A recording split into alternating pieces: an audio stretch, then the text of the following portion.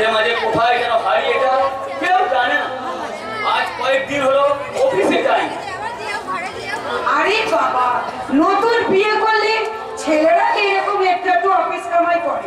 আচ্ছা আমি তো মা, তুমি বেশি আমাকে কি শোনাতে চাইছো বলো তো? ওটা দেওয়ার কথা নয় সাধনা, আমি শুধু বলতে চাই। আচ্ছা আচ্ছা, বুঝতে পেরেছি বুঝতে পেরেছি। আসলে গরিবের ঘরের মেয়ে তো, এইবার বউ হয়ে এসেছে। এটা তুমি আর তোমার শালা কিছুতেই সহ্য করতে পারছো না, তাই তোমরা বসে বসে দুজনে মিলে ষড়যন্ত্র করছো ওই অসহায় মেয়েকে কি করে এই বাড়ি থেকে তাড়াতে হয়। তোমার সংসারে আমি নাক গলাবো না, কিন্তু আমার চলার পথে তোমার কোনো বাধাও আমি বরদাস্ত করবো না। তুমি যে বুদ্ধি ধরে আজ আমি অর্থ সম্পদ আইন প্রশাসন সবকিছু আমার প্রধানত, সেই বুদ্ধির চড়ে আমি এই বিক্রমপুরের মানুষগুলোকে যন্ত্রে পরিণত করব। তাদের চলার রিমোট থাকবে আমার হাতের মুঠোয়। অর্থ সম্পদ আর ক্ষমতার মোহে তুমি যে লক্ষ লক্ষ মানুষের কত ক্ষতি করতে চাইছো, মানুষ থেকে তুমি যে অমানুষ হয়ে যাচ্ছ, আর তাতে ওই সব করতে এগিয়ে আমার ওই ভাই সুন্দরলাল আমার স্বামীটাকে বিপদে নিয়ে যাচ্ছে। তারই প্ররোচনায় আজ আমার স্বামীটা এভাবে অধঃপতনে যাচ্ছে, আমার সংসারটা এভাবে তছনছ হয়ে যাচ্ছে। বাবা, ও বাবা, সেই কখন থেকে আপনার জন্য চায়ের কাপ। দেখি বাবা নেই? নেই, তোর জন্যই বাড়িতে কেউ নেই রে মা। তোর হয়ে কথা বলার এই বাড়িতে কেউ নেই। কেন মা? আপনি ওভাবে বলছেন কেন? আমি বুঝতে পারছি। আপনি বুঝি বাবার উপর রাগ করেছেন মা? তার জন্যই মনে হয়। আপনি তো মা, আমি কি করতে পারি বলুন তো? তুই তো সবকিছু পারিস রে মা। এই বাড়ির ওপরে যে অভিশাপ আছে, সেই অভিশাপকে খণ্ডন যে একমাত্র তুই করতে পারবি। হ্যাঁ, কার পাপের অভিশাপ? আপনি কি বলছেন মা? তোর শ্বশুরের পাপে। দেশের হাজার হাজার মানুষের অভিশাপ যে ওর উপরে ছড়ে পড়ছে রে মা। কি বলছেন আপনি? বাবার মতো মানুষ? আরে হ্যাঁ, অন্যায় আর পাপের শেষ ধাপে মানুষটা পৌঁছে গেছে। ও পারে না এমন কোনো কাজ নেই রে মা। কত মায়ের শূন্য গোল করেছে, কত অসহায় মানুষকে প্রাণ ছাড়া করেছে, কত মানুষকে তোর শ্বশুর খুন করেছে। পারে না এমন কোনো কাজও করতে পারে না রে মা। তাদের সেই অভিশাপ কখনো বিফলে যাবে না রে মা, কখনো বিফলে যাবে না। আপনি এসব কি বলছেন মা? বাবার মতো দেবতুল্য মানুষ কখনো এমন কাজ? সেই শয়তান লুকিয়ে আছে, তার খোঁজ তুই এখনো পাসনি রে মা। তাই তুই এই কথা বলছিস। মানুষ খুন থেকে মানুষের অত্যাচার করা ও পারে না এমন কোনো কাজ নেই। কিন্তু মা আপনি বলুন, আমি এই ব্যাপারে কি করতে পারি? কি করার ক্ষমতা আছে আমার? আমি সূর্য চন্দ্র আমরা সবাই মিলে যে কাজ করতে পারিনি, সেই কাজ যে তোকে করতে হবে মা। মা, যে কোনো মূল্যের বিনিময়ে তোর শ্বশুর মশাইকে অধঃপতনের রাস্তা থেকে তাকে ফিরিয়ে আনতে হবে মা।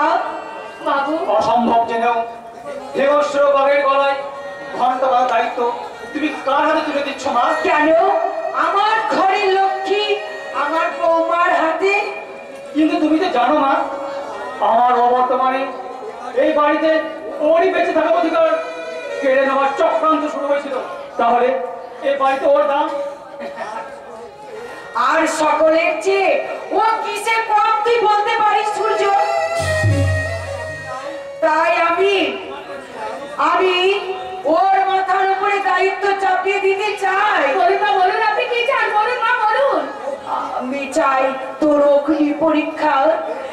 এই বাড়ির সকল এই নির্যাতন, সকল পাপ তুই ধুয়ে দিবি। এই বাড়িটাকে তুই নির্মল করবি রে মা। আর আমার এই সংসারের মাথার উপরে যে কালো মেঘ ছেয়ে আছে, সেই কালো মেঘটাকে তোকে যে সরিয়ে দিতে হবে মা। তার জন্য যত কঠিন হতে হয়, যত নির্মম সিদ্ধান্ত নিতে হয় তুই নিবি।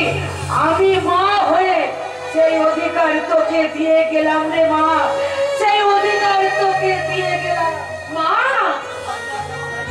আপনার দেওয়া দায়িত্ব আমি মাথায় তুলে দিলাম মা। যে গুরু দায়িত্ব আপনি মাথায় তুলে নিলেন, আপনি কি জানেন সেই কাজ কতটা কঠিন?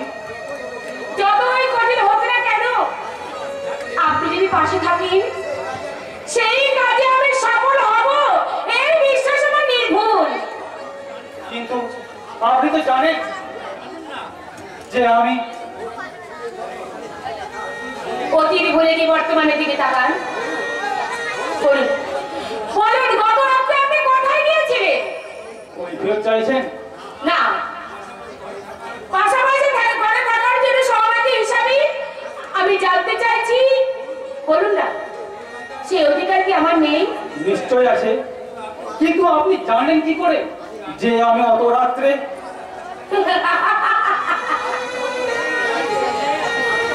আপনি হয়তো অনেক নারী দেখেছেন, কিন্তু কোনোদিনই কি বুঝেছেন নারীর হৃদয়? ভোগের উপার্জন করার চেষ্টা করেছেন সেই নারীর মহামর্মিতা? সেই সৌভাগ্য বা দুর্ভাগ্য কোনোটাই আমার হয়নি। তবু বলছি, আপনি কেন আমার জন্য এত চিন্তা করেন? কেন কেন রাতের পর রাত না ঘুমিয়ে অতন্ত্র প্রহরীর মতো জেগে কাটান? বলুন বলুন, আমি আপনার কে? দেবতা, এই জগতের সংসারের মাঝে আমার পিছে থাকার স্বাধীনতাকে দিলাম আমার হাত থেকে, রক্ষা করেছেন আপনি।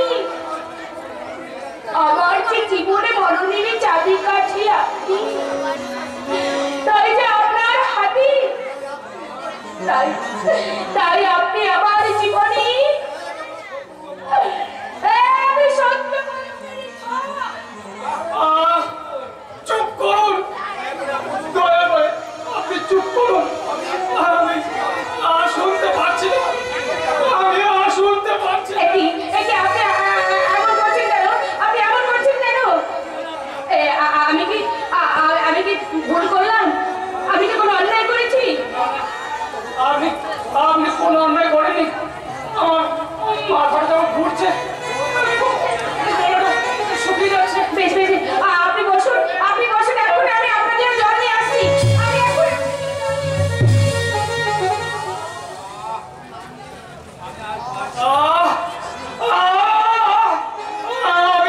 আমি আর পারছি না। একদিকে এক অভাগিনী নারী, এক মমতাময়ী মা, স্বাধীন দেশে বাস করেও পরাধীনতার গ্লানি নিয়ে সম্মুখ গতিতে হেঁটে চলা এক নিরন্ন মানুষের মিছিল। আর অন্যদিকে আমার মাথার উপর ঝুলছে নির্মম কঠিন কঠোর দেশের শানিত খড়গ। আমি কাকে ফেলে কাকে রাখি, কে বলে দেবে? আমি কোন পথে চলবো?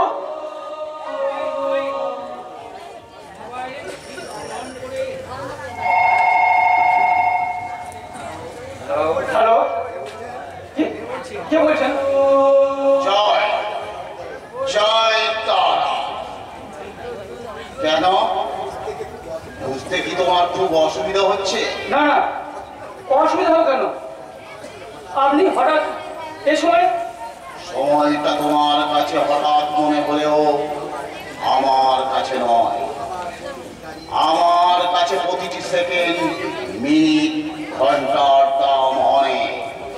গুরুদেব, সেই অমূল্য সময়ের সঙ্গে পাল্লা দিয়ে তোমার কাজের হিসাবটা আমায় দাও। কাজ কাজ আপনি নিশ্চয় পাবেন, তবে কয়েকটা দিন। না, কোনো অজুহাত আমি শুনতে চাই না। আমার কাজ চাই, কাজ। আমি চেষ্টা করছি গুরুদেব। চুপ করো। তোমার চেষ্টার হচ্ছে মাসের পর মাস, বছরের পর বছর অপেক্ষা করার মতো সময় আমার হাতে নেই। গুরুদেব, আমার অকর্মণ্যতার জন্য যদি আমাকে ময়দানে নামতে হয়, তাহলে 7 দিনের মধ্যে তুমি দেখতে পাবে। না না না গুরুদেব, ও কাজ আপনি করবেন না। আমি আমি আপনাকে কথা দিচ্ছি, আমি যে কোনো প্রকারে আপনি রক্ষা করবই। আমার আপনার শ্রীচরণের শুধু একটাই প্রার্থনা। বলো, তোমার মিশন সফল করতে কি সাহায্য চাই তোমার? শুধু শুধু একটু সময় তালে পা ফেলে আমি সাকসেস করব আমার জীবনের মরণ কাঠি এই মিশন। অন্যথায় তিল তিল করে যন্ত্রণায় ওকে মৃত্যুকে আলিঙ্গন করার জন্য প্রস্তুত হও। মনে রেখো, আমি একদিকে পিতার ন্যায় কর্তব্য পরায়ণ, আবার মাতার নেই কোমল, আবার অন্যদিকে সাপের চেয়ে ক্রূর আর বাঘের চেয়ে হিংস্র। জয় জয় জগদম্বে।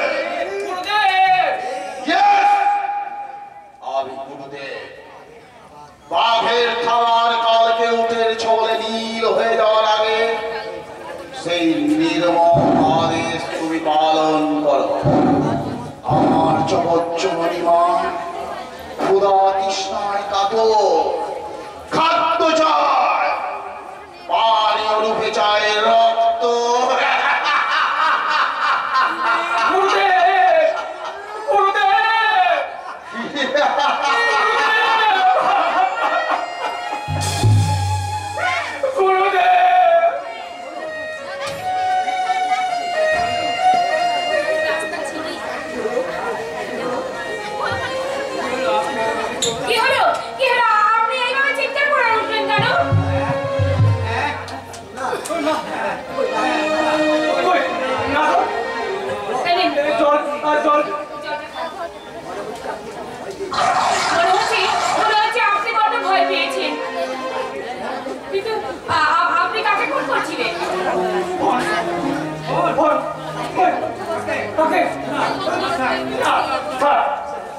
সে কথা আপনার না জানাই ভালো।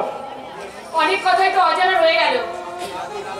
আপনি রাতের পর রাত জেগে কোথায় যান, মাঝে মাঝে কেন হাসেন, কেন কাঁদেন, কাকে ফোন করেন, কার ফোনে রিসিভ করেন, কিছু বুঝতে পারি না। প্লিজ প্লিজ চুপ করুন, বেশি জানবার চেষ্টা করবেন না। শুধু একটা কথা মনে রাখবেন, আপনার বাঁচার স্বাধীনতাকে নিলামের হাতে রক্ষা করতে আমার আমার আমার নিজের স্বাধীনতাকে মৃত্যুর হাতে আলিঙ্গন করতেই হবে।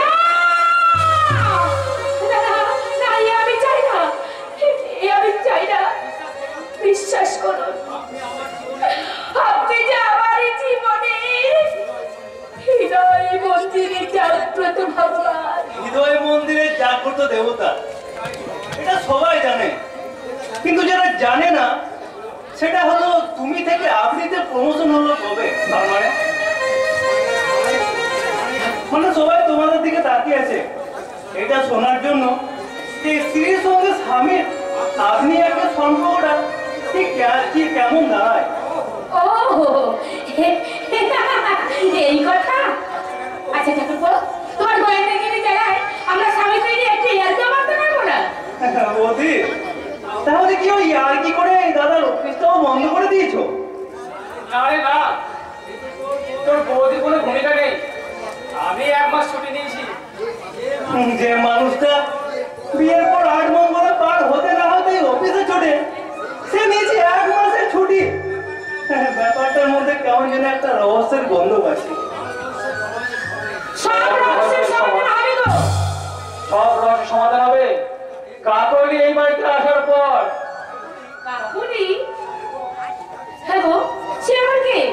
সেটা তোমার আদরের ঠাকুরকে জিজ্ঞেস করো।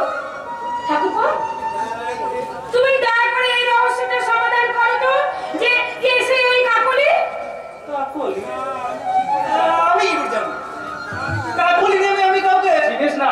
এই তো বেশ, কাকলে আমাকে সেই কথাটাই বলে দেবো। দাদা, তার মানে তুমি কাকলিকে চিনি, জানি, এবং তার সঙ্গে পরিচয় আছে। তাছাড়া দুদিন পরে ও যে এই বাড়ির বউ হয়ে আসবে, তার ব্যাপারে তুমি অনেক খবরই রাখো দেখছি। ওরে বাবা রে, বৌদি, হ্যাঁ আমি আসছি।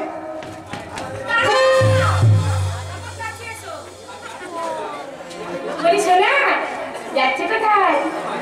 দাঁড়াও দাঁড়াও দাঁড়াও। দোহাই বৌদি, ওই কাকলির বিষয়ে কোনো প্রশ্ন জিজ্ঞাসা করো না। বেশ করবো, কিন্তু তোমার দাদা সত্যি সত্যি সত্যি এবার হয়েছে তো। কিন্তু বৌদি, একটা কথা আমি বুঝতে পারছি না। বলে ভাই কি? দাদা তো আগে এমন ছিল না, সবসময় নিজের কাজ নিয়ে ব্যস্ত থাকতো, কিন্তু আজ হঠাৎ আমার বিষয়ে গোয়েন্দাগিরি একটু আধটু করতে হচ্ছে। হাজারো ছোট ভাইয়ের ব্যাপার তো। যাক শোন, আগামী কয়েকদিনের মধ্যে কাকলি আর রুদ্রকে নিয়ে একটা ঝড় উঠবে। বুদ্ধিমত্তার সঙ্গে সেটা সামাল দিবি, নইলে সারা জীবন তোকে পস্তাতে হবে। দাদা